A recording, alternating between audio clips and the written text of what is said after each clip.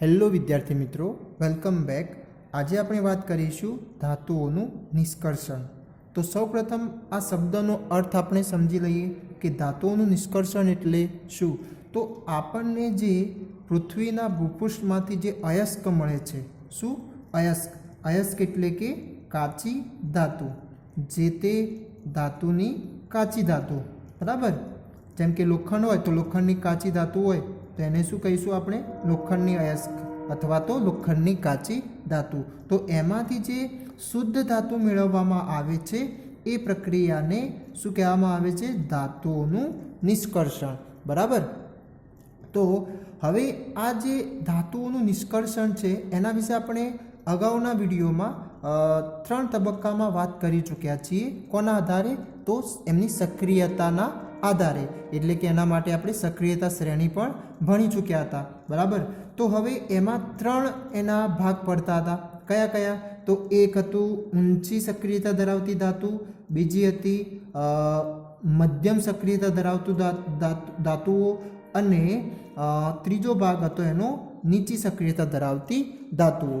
એમ 3 તબક્કાઓમાં આપણે એની ટૂંકમાં માહિતી મેળવ્યા હતા। હવે આ જે 3 ધાતુઓ હતી સક્રિયતાને આધારે 3 પ્રકારની, બરાબર।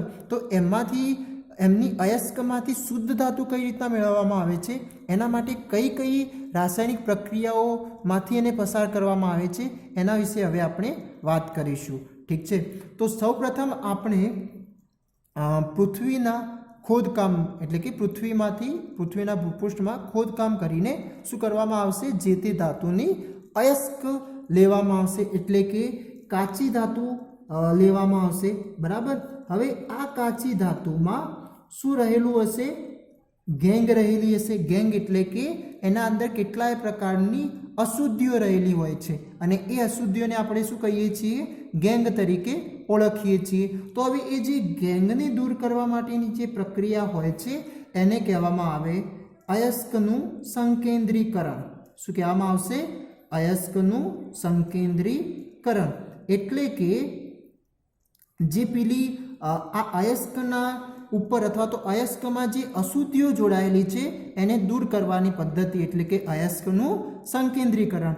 અને આ જે અયસ્કનું સંકેન્દ્રીકરણ છે એ કોના ઉપર આધાર રાખે છે, તો એમના જે ગેંગ અને જે અયસ્ક વચ્ચેનો જે ભૌતિક અને રાસાયણિક ગુણધર્મોના તફાવત વચ્ચે આધાર રાખે છે, અને એના પરથી એમને અલગ અલગ પ્રકારની જે પદ્ધતિઓ હોય એના દ્વારા જે તે અયસ્કમાંથી અશુદ્ધિઓને અલગ કરવામાં આવે છે, બરાબર। તો તમે સમજી ચૂક્યા હશો કે અયસ્કનું સંકેન્દ્રીકરણ એટલે શું, એટલે કે ટૂંકમાં એને શું કહેવામાં આવશે, જે અશુદ્ધિઓ અયસ્કમાંથી જે અશુદ્ધિઓ દૂર કરવામાં આવે છે એને શું કહેવામાં આવશે, અયસ્કનું સંકેન્દ્રીકરણ, બરાબર। હવે આ સંકેન્દ્રીકરણ કર્યા બાદ આપણને હવે ગેંગ વગરની એટલે કે અશુદ્ધિઓ વગરની અયસ્ક જોવા મળશે, અને એ અયસ્કને આપણે 3 તબક્કાઓમાં વહેંચી શકીએ છીએ। કયા તબક્કા, તો જે આપણી સક્રિયતાને આધારે વાત કરી ચૂક્યા હતા, બરાબર। કયા હતા, તો એક હતી ઊંચી સક્રિયતા ધરાવતી ધાતુઓ, ઊંચી સક્રિયતા ધરાવતી ધાતુઓ, બરાબર। બીજું હતું મધ્યમ સક્રિયતા ધરાવતી ધાતુઓ, મધ્યમ સક્રિયતા ધરાવતી ધાતુઓ, બરાબર। અને છેલ્લી હતી ત્રીજો ભાગ એનો નીચી સક્રિયતા ધરાવતી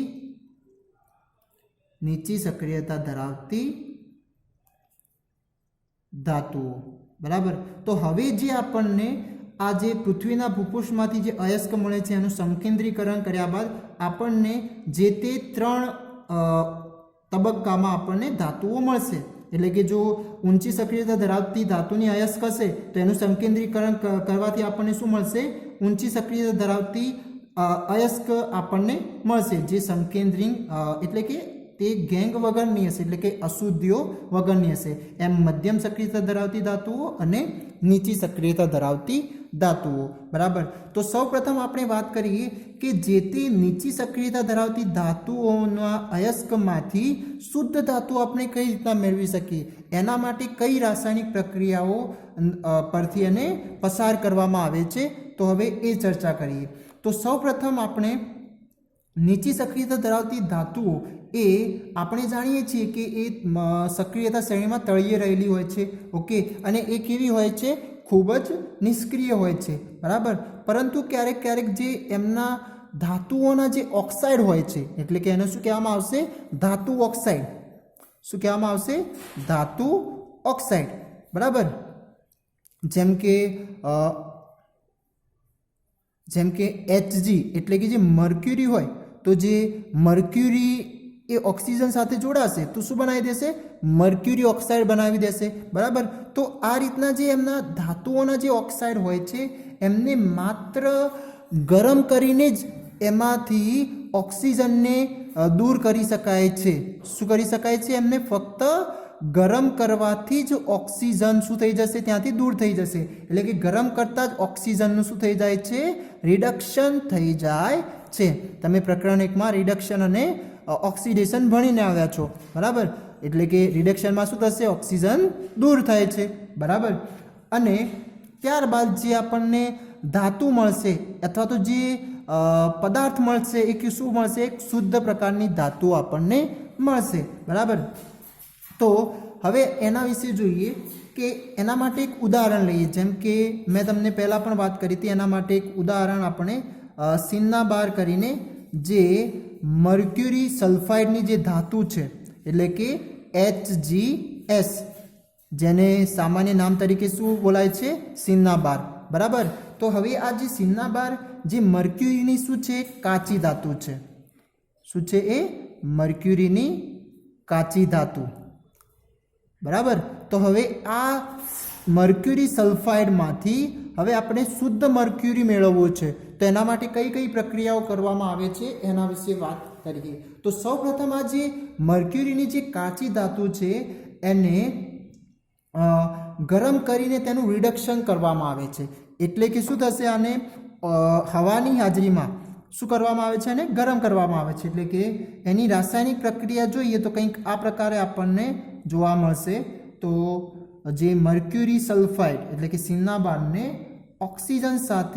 ઓક્સિજનની હાજરીમાં ગરમ કરતા એટલે કે ઉષ્મા આપતા આપણને શું મળશે, પ્રોડક્ટ એટલે કે નિપજ સ્વરૂપે તો મર્ક્યુરી ઓક્સાઇડ, અને શું મુક્ત થાય છે એના સાથે, સલ્ફર ડાયોક્સાઇડ પણ મુક્ત થાય છે, જે વાયુ સ્વરૂપે હશે। અને આ કયા સ્વરૂપે હશે, ઘન સ્વરૂપે। બરાબર, આ ઓક્સિજન વાયુ સ્વરૂપે, અને આ પણ સ્ટોન એટલે કે પથ્થર સ્વરૂપે મોટા ભાગે આપણને આ જે અયસ્ક હોય છે એ જોવા મળશે। ઓકે, તો આને સંતુલિત કરીએ તો કંઈક આ પ્રકારે એનું સંતુલન થશે। બરાબર, તો હજુ સુધી તમે જુઓ તો અહીંયા એને ઉષ્મા આપી એટલે કે સામાન્ય ઉષ્મા આપતા ઓક્સિજનની હાજરીમાં એટલે કે હવાની હાજરીમાં શું થઈ જાય છે, રિડક્શન થતાં એ શામાં રૂપાંતરણ પામે છે, મર્ક્યુરી ઓક્સાઇડમાં। હવે આ મર્ક્યુરી ઓક્સાઇડને ફરી પાછું એને ગરમ કરતા એટલે હજુ વધારે ગરમ કરતા આપણને શું મળશે, તો એ મર્ક્યુરી ઓક્સાઇડને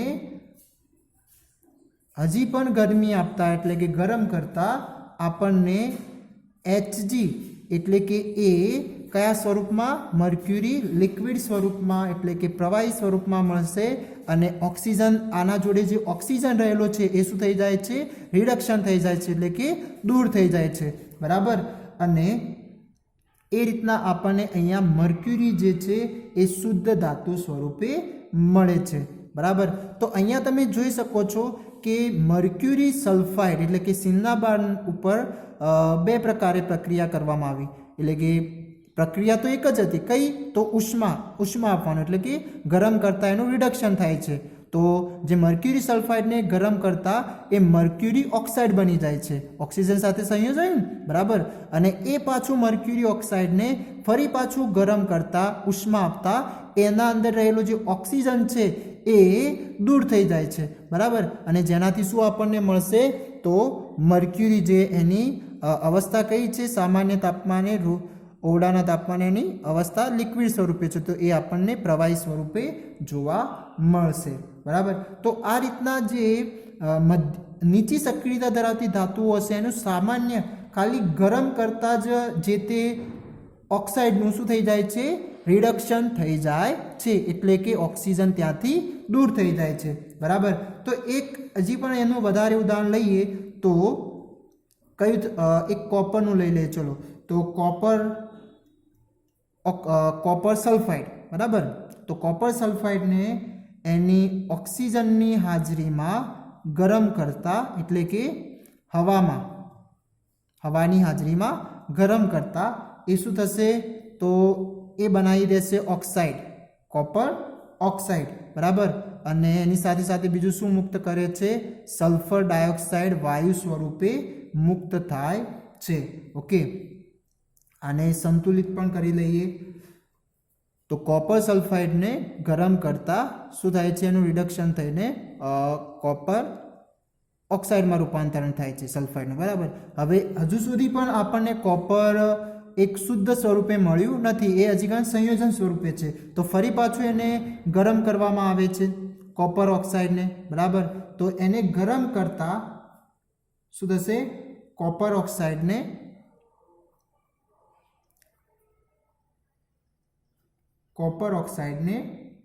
હજી પાછું ગરમ કરતા કોના સાથે, કોપર સલ્ફાઇડ સાથે.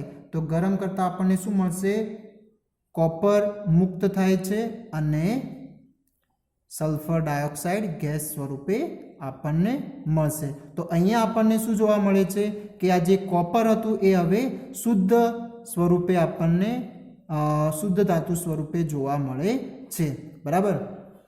તો આ રીતના તમે બે ઉદાહરણ લખી શકો છો. કોના માટે, તો જે નીચી સક્રિયતા ધરાવતી ધાતુઓ છે એ કઈ, મર્ક્યુરી સલ્ફાઇડ જેને સામાન્ય નામ તરીકે સિન્નાબાર તરીકે ઓળખવામાં આવે છે, અને બીજું છે કોપર સલ્ફાઇડ, બરાબર. તો એ જે કોપર સલ્ફાઇડ છે એની જે અયસ્ક, આ જે શું હશે એની અયસ્ક, તો એ અયસ્કને પહેલાં સંકેન્દ્રીકરણ કરીને એમાંથી ગેંગને દૂર કરવામાં આવે, એટલે કે અશુદ્ધિઓ દૂર કરવામાં આવે. ત્યારબાદ એનું નિષ્કર્ષણ કરવા માટે રિડક્શનની પ્રક્રિયા, એટલે કે સામાન્ય ગરમ કરતાં એમાંથી ઓક્સિજન રિડક્શન પામીને શું થઈ જાય છે, કોપર મુક્ત થાય છે, બરાબર. એટલે કે અહીંયાથી ઓક્સિજન અને સલ્ફાઇડ એ બે મુક્ત થઈને શું બનાવે છે, સલ્ફર ડાયોક્સાઇડ બનાવી દે છે, બરાબર. અને કોપર આપણને શુદ્ધ ધાતુ સ્વરૂપે મળે છે. તો અહીંયા તમે જોઈ શકો કે અહીંયા જે અયસ્ક લેવામાં આવી હતી એ કયા સ્વરૂપે હતી, તો તમે જે તે ધાતુ એ સલ્ફાઇડ સાથે સંયોજાઈને એમની અયસ્ક આપણને જોવા મળે છે. તો જે નીચી સક્રિયતા ધરાવતી ધાતુઓમાં જે સલ્ફાઇડના અયસ્કો હોય છે, કયા, સલ્ફાઇડના અયસ્ક, તો એમને આ રીતના જે સામાન્ય હવાની હાજરીમાં જે ગરમ કરવામાં આવે છે, તો એ જે પ્રક્રિયા હોય છે એ પ્રક્રિયાને કહેવામાં આવે છે ભૂંજન. એ પ્રક્રિયાને શું કહેવામાં આવશે, ભૂંજન. તો એ ભૂંજનની પ્રક્રિયા દ્વારા શું કરાય છે, જે તે ધાતુઓના ઓક્સાઇડમાં ફેરવીને એમાંથી શુદ્ધ ધાતુ મેળવવામાં આવે છે, બરાબર.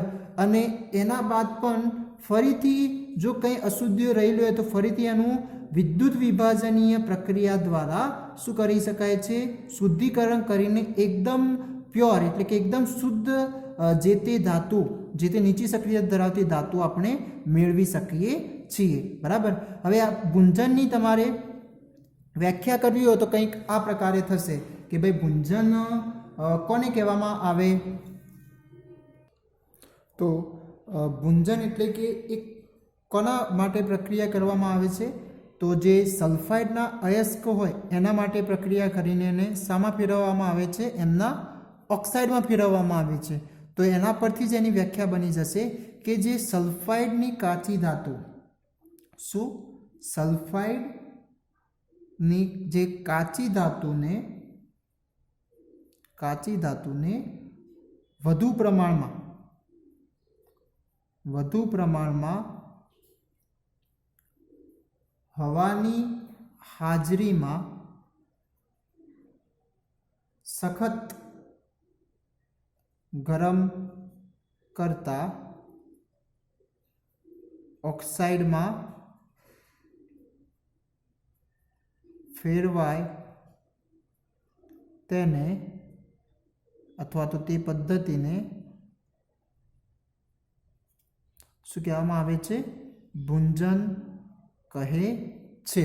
બરાબર. તો અહીંયા તમારે આના માટે જે સલ્ફાઇડની કાચી ધાતુ હોય એના માટે આ સલ્ફાઇડની કાચી ધાતુમાંથી જે ઓક્સાઇડમાં ફેરવવાની જે પ્રક્રિયા છે એને શું કહેવામાં આવે છે? ભૂંજન.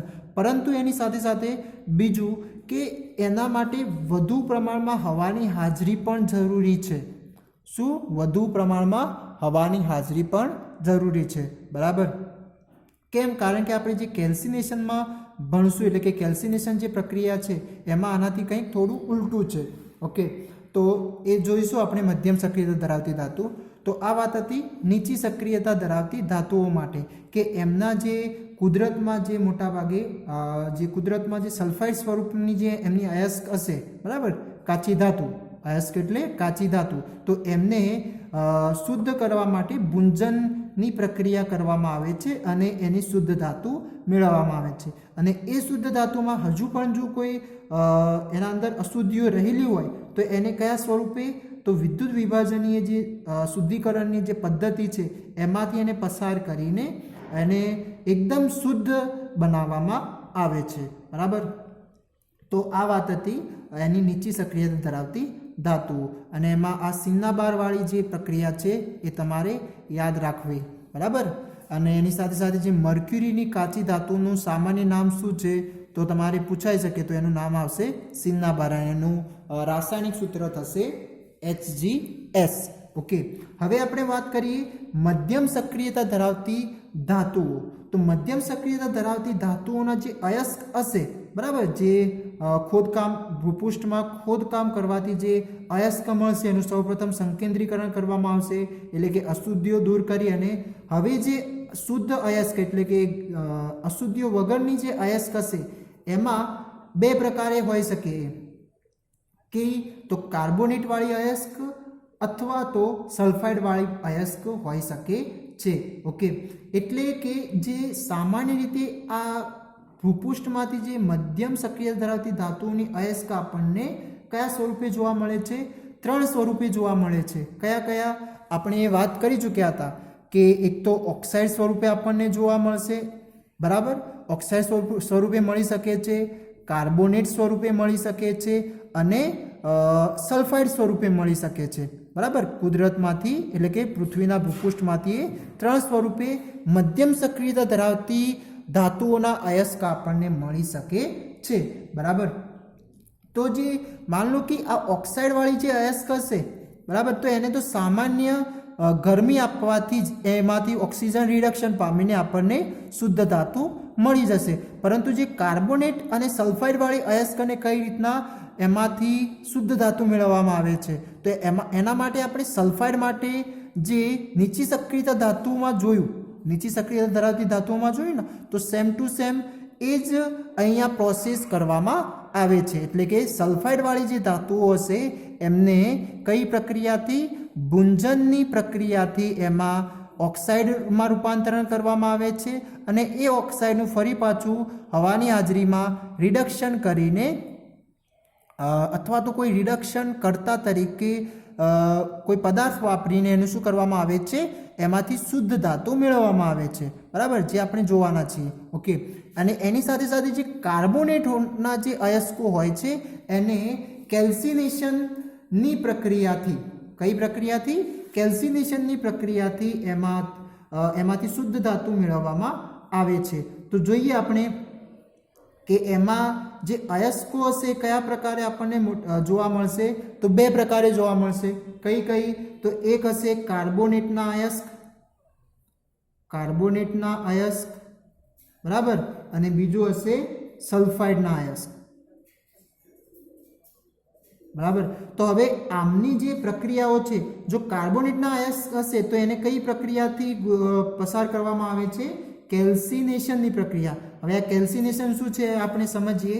અને જો સલ્ફાઇડના અયસ્ક હશે તો એને ભુંજનની પ્રક્રિયાથી એમાંથી એ કાર્બોનેટ અને સલ્ફાઇડને અલગ કરીને એને શામાં રૂપાંતરણ કરવામાં આવે છે? તો એને જે તે ધાતુના ઓક્સાઇડમાં રૂપાંતરણ કરવામાં આવે છે, ધાતુના ઓક્સાઇડમાં. બરાબર. હવે આ ઓક્સાઇડમાં મળી ચૂક્યા તો હવે એ ધાતુ ઓક્સાઇડનું કોઈ રિડક્શન કરતા જે ધાતુઓ હશે એમના દ્વારા એ ધાતુ ઓક્સાઇડમાંથી શુદ્ધ ધાતુ મેળવવામાં આવે છે. બરાબર. તો રિડક્શન દ્વારા જે તે ધાતુ આપણને શુદ્ધ, જે મધ્યમ સક્રિયતા ધરાવતી ધાતુઓ છે એ આપણને શુદ્ધ ધાતુ સ્વરૂપે જોવા મળશે. અને હજુ પણ જો એના અંદર અશુદ્ધિઓ જો જોવા મળે તો એને પાછું શું કરવામાં આવે છે? ધાતુનું શુદ્ધિકરણ, એટલે કે જે વિદ્યુત વિભાજનીય પ્રક્રિયા હોય છે એમાંથી ફરી પાછું એને પસાર કરીને એકદમ શુદ્ધ ધાતુ મેળવવામાં આવે છે. તો ચલો સૌપ્રથમ આપણે આ કાર્બોનેટની જે કેલ્સિનેશન વાળી પ્રક્રિયા છે, કઈ? કાર્બોનેટની કેલ્સિનેશન વાળી પ્રક્રિયા જોઈ લઈએ. તો સૌપ્રથમ તો કેલ્સિનેશન કોને કહેવામાં આવશે એની વ્યાખ્યા આપણે જોઈ લઈએ. કેલ્સિનેશન, તો કેલ્સિનેશન એટલે કે જે કાર્બોનેટની કાચી ધાતુ હશે, શું? કાર્બોનેટની કાચી ધાતુને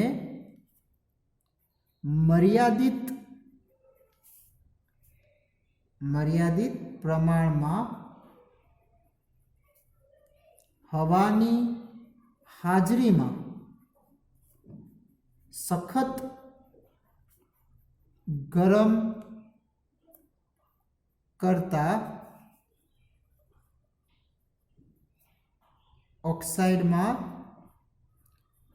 ફેરવાય છે તે પદ્ધતિને શું કહેવામાં આવશે? કેલ્સિનેશન કહે છે. બરાબર. તો અહીંયા કેલ્સિનેશન તમે જોઈ શકો. કેલ્સિનેશનમાં તો એ કોના માટે? તો કાર્બોનેટની જે કાચી ધાતુ હોય એમના માટે, એમાંથી જે ઓક્સાઇડમાં મેળવવા માટે કઈ પદ્ધતિ વાપરવામાં આવે છે? કેલ્સિનેશન. પરંતુ અહીંયા એક બીજી પણ શરત છે. કઈ? તો અહીંયા જે હવાની હાજરી હોય છે એ મર્યાદિત પ્રમાણમાં લેવામાં આવે છે. બરાબર. જ્યારે ભુંજનમાં તમે જોયું તો જે સલ્ફાઇડની કાચી ધાતુમાંથી જે ઓક્સાઇડ મેળવવામાં આવતા હતા એમાં વધુ પ્રમાણમાં હવાની હાજરીની જરૂરિયાત પડતી હતી. બરાબર. તો આ બે તફાવત પણ તમારે યાદ રાખવા. બરાબર. અને આ યાદ રાખવા માટે તમે કેલ્સિનેશન, તો કાર્બોનેટ, કેલ્સિનેશન પ્રક્રિયા કોના માટે વપરાય? તો કાર્બોનેટની અયસ્ક ધાતુ માટે. તો પછી ભુંજન માટે શું થઈ જશે? સલ્ફાઇડની કાચી અયસ્ક. અને શામાં રૂપાંતરણ કરે છે? એ શુદ્ધ ધાતુમાં નહીં, પરંતુ એ જે તે ધાતુના ઓક્સાઇડમાં રૂપાંતરણ કરે છે. બરાબર. એ ડાયરેક્ટ શુદ્ધ ધાતુમાં ફેરવાશે નહીં. બરાબર. તો ચલો કેલ્સિનેશનની જ પ્રક્રિયા આપણે એક જોઈ લઈએ. તો જે મધ્યમ સક્રિયતા ધરાવતી ધાતુઓ માટે આપણે એના ઉદાહરણ જોયા હતા. કયા કયા હતા? તો ઝીંક હતું, આયરન, લેડ, કોપર. તો આમ અલગ અલગ આપણને કેટલાક મધ્યમ સક્રિયતા ધરાવતી ધાતુઓ વિશે વાત કરી ચૂક્યા હતા. ઓકે. તો હવે એમાંથી આપણે ઝીંક માટે વાત કરીએ. તો જે ઝીંક કાર્બોનેટ કેલ્સિનેશનની પ્રક્રિયા જોઈ રહીએ આપણે. કેલ્સિનેશન. તો એમાં જે ઝીંક કાર્બોનેટ, એટલે કે આ જે ઝીંક કાર્બોનેટની જે અયસ્ક હશે એને શું કરવામાં આવે છે? મર્યાદિત પ્રમાણમાં હવાની હાજરીમાં ગરમ કરવામાં આવે છે, ઉષ્મા આપવામાં આવે. બરાબર. તો એમાંથી એ શામાં રૂપાંતરણ પામશે? તો ઝીંક સલ્ફાઇડમાં રૂપાંતરણ પામશે, ઝીંક ઓક્સાઇડમાં રૂપાંતરણ પામશે. કાર્બોનેટમાંથી શામાં? ઓક્સાઇડમાં એ જે તે ધાતુ રૂપાંતરણ પામશે. અને એના સાથે શું મુક્ત કરે છે? તો કાર્બન ડાયોક્સાઇડ ગેસ વાયુ સ્વરૂપે મુક્ત કરે છે. બરાબર. અને જો એ જ રીતના જો ભુંજનની, એટલે કે ભુંજનની પ્રક્રિયા, એટલે એ કોના માટે કરવામાં આવશે?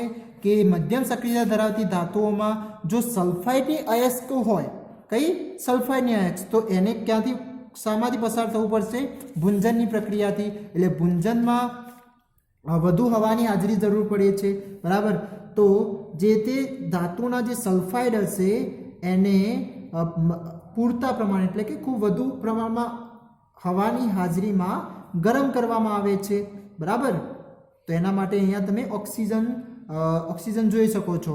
ઓકે, અને અહીંયા ફક્ત મર્યાદિત પ્રમાણમાં જ ગરમ કરવામાં આવે છે, બરાબર. તો ઝીંક સલ્ફાઇડની ભૂંજનની પ્રક્રિયાથી શું મળશે આપણને? ઝીંક ઓક્સાઇડ મળવાનો છે. આમાં પણ શું મળવાનું છે? ઝીંક ઓક્સાઇડ. અને જે વાયુ સ્વરૂપે શું રૂપાંતરણ થશે નિપજમાં? તો સલ્ફર ડાયોક્સાઇડ. ઓકે, તો હવે જે આમની જે નિપજ સ્વરૂપે આપણને ઝીંક ઓક્સાઇડ મળે છે એને હવે શું કરવામાં આવે છે? તો કોઈ રિડક્શન કરતા દ્વારા આવી ધાતુ ઓક્સાઇડનું શું કરી દેવામાં આવે છે? રિડક્શન કરી દેવામાં આવે છે. અને એ જે રિડક્શન કરતા તરીકે અહીંયા કોનો ઉપયોગ કરાય છે? કાર્બનનો. કાર્બન જેવી જે તે ધાતુને અનુરૂપ જે રિડક્શન કરી શકે એવી ધાતુઓ એવા પદાર્થો અહીંયા વાપરવામાં આવશે, એટલે કે રિડક્શન કરતાઓ વાપરવામાં આવશે. તો હવે જે ઓક્સાઇડ આપણને મળે છે એનું ટૂંકમાં શું કરવામાં આવે છે? રિડક્શન પ્રક્રિયા કરવામાં આવે છે. તો હવે એ રિડક્શન પ્રક્રિયા કઈ રીતના? તો જે ઝીંક ઓક્સાઇડનું કોના દ્વારા? કાર્બન દ્વારા રિડક્શન કરીને, એટલે કે આ કાર્બન શું કરી દે છે? ઓક્સિજનને પોતાની જોડે લઈ લે છે, એટલે કે ઓક્સિજનનું રિડક્શન કરી દે છે. તો શું મળશે આપણને? તો ઝીંક એ શુદ્ધ ધાતુ સ્વરૂપે મળશે અને કાર્બન મોનોક્સાઇડ વાયુ સ્વરૂપે મુક્ત થાય છે. તો અહીંયા આપણને જે મધ્યમ સક્રિયતા ધરાવતી ધાતુ તમે જોઈ શકો છો કે એ શુદ્ધ સ્વરૂપે, એટલે કે એકલા બીજા કોઈ સંયોજન સ્વરૂપે આપણને જોવા મળતી નથી, એક તત્વ સ્વરૂપે આપણને જોવા મળશે, બરાબર. અને જો હજુ પણ આના અંદર જો અશુદ્ધિઓ રહેલી હોય તો એને ક્યાંથી ગુજારવામાં એટલે ક્યાંથી પસાર કરવામાં આવે છે? તો ધાતુનું જે શુદ્ધિકરણ એટલે કે વિદ્યુત વિભાજનની જે પ્રક્રિયા છે એ આપણે જોવાના જ છીએ. તો જે વિદ્યુત વિભાજનની પ્રક્રિયા છે છેલ્લે દરેકમાં કરવામાં આવે છે, જેનાથી શું થાય છે? એકદમ શુદ્ધ આપણને જે તે ધાતુ મળશે. એ ચાહે ઊંચી સક્રિયતા ધરાવતી ધાતુ હોય કે પછી નીચી સક્રિયતા ધરાવતી ધાતુ હોય કે પછી મધ્યમ સક્રિયતા ધરાવતી ધાતુ, બરાબર. તો આ વાત હતી મધ્યમ સક્રિયતા ધરાવતી ધાતુઓ, બરાબર. તો અહીંયા આપણે બે પ્રકારની માહિતી મેળવી ચૂક્યા વિભાગની. કયા? એક મધ્યમ સક્રિયતા ધરાવતી ધાતુ અને નીચી સક્રિયતા ધરાવતી ધાતુ. એટલે કે મધ્યમ સક્રિયતા ધરાવતી ધાતુઓના જે અયસ્કો હોય છે 3 પ્રકારે જોવા મળશે આપણને: ઓક્સાઇડ, કાર્બોનેટ, સલ્ફાઇડ. જો સલ્ફાઇડ હશે તો ભૂંજનની પ્રક્રિયા કરીને એમને ઓક્સાઇડમાં રૂપાંતરણ કરવામાં આવે છે અને એ ઓક્સાઇડનું રિડક્શન કરતા તરીકે એ જે ધાતુ ઓક્સાઇડનું રિડક્શન કરતાનો ઉપયોગ કરીને એમાંથી શુદ્ધ ધાતુ મેળવવામાં આવે છે. અને જો કાર્બોનેટ હોય તો કાર્બોનેટનું અયસ્કને કેલ્સિનેશનની પ્રક્રિયા દ્વારા ધાતુ ઓક્સાઇડમાં રૂપાંતરણ કરવામાં આવે છે અને એ ધાતુનું જે તે રિડક્શન કરતાનો ઉપયોગ કરીને એ ધાતુ ઓક્સાઇડમાંથી ઓક્સિજનને દૂર કરીને શુદ્ધ ધાતુ મેળવવામાં આવે છે, બરાબર. અને જો હજુ પણ એના અંદર અશુદ્ધિઓ રહેલી હોય તો એને એ જે તે ધાતુને ધાતુ શુદ્ધિકરણમાંથી પસાર કરીને શુદ્ધ ધાતુ આપણને મેળવી શકીએ છીએ. તો એના પછી આપણે જે નીચી સક્રિયતા ધરાવતી ધાતુઓ છે તો એમાં જે કુદરતમાં જે મોટાભાગે જો અયસ્ક સ્વરૂપ એટલે કે સલ્ફાઇડના અયસ્ક સ્વરૂપે જો મળતા હોય તો એમને સામાન્ય રીતે જે ભૂંજનની પ્રક્રિયાથી એમાંથી ધાતુ ઓક્સાઇડમાં રૂપાંતરણ કરવામાં આવશે અને એ ધાતુ ઓક્સાઇડને ફરી પાછું ગરમ કરવાથી એ સામાન્ય જે ઓક્સિજન છે એનું ગરમ કરવાથી જ રિડક્શન થઈને જે આપણને શુદ્ધ ધાતુ મળી જશે. અને જો હજુ પણ એના અંદર અશુદ્ધિઓ હોય તો એને ધાતુઓનું શુદ્ધિકરણ દ્વારા એ જે તે ધાતુને શુદ્ધ કરી શકીએ છીએ, બરાબર. તો આ માહિતી હતી બે વર્ગીકરણમાંથી 2 પ્રકારની ધાતુઓ માટે. મધ્યમ સક્રિયતા ધરાવતી ધાતુઓનું નિષ્કર્ષણ કઈ રીતના કરવામાં આવશે અને નીચી સક્રિયતા ધરાવતી ધાતુઓનું નિષ્કર્ષણ કઈ રીતના કરવામાં આવશે. એની સાથે સાથે તમારે આ 2 વ્યાખ્યાઓ પણ યાદ રાખવી કે ભાઈ ભૂંજન કોના માટે વપરાય છે અને એમાં હવાની હાજરી કેટલી જરૂરિયાત પડે, અને બીજું કેલ્સિનેશન કોને કહેવાય, કોના માટે વપરાય છે અને એમાં હવાની હાજરીનું કેટલું પ્રમાણ હોય છે એના વિશે યાદ રાખવું. ઓકે, તો આ માહિતી હતી મધ્યમ સક્રિયતા ધરાવતી ધાતુઓ માટેનું નિષ્કર્ષણ અને નીચી સક્રિયતા ધરાવતી ધાતુઓનું નિષ્કર્ષણ. નેક્સ્ટ વિડીયોમાં આપણે વાત કરીશું ઊંચી સક્રિયતા ધરાવતી ધાતુઓનું નિષ્કર્ષણ માટે. બરાબર, થેન્ક યુ.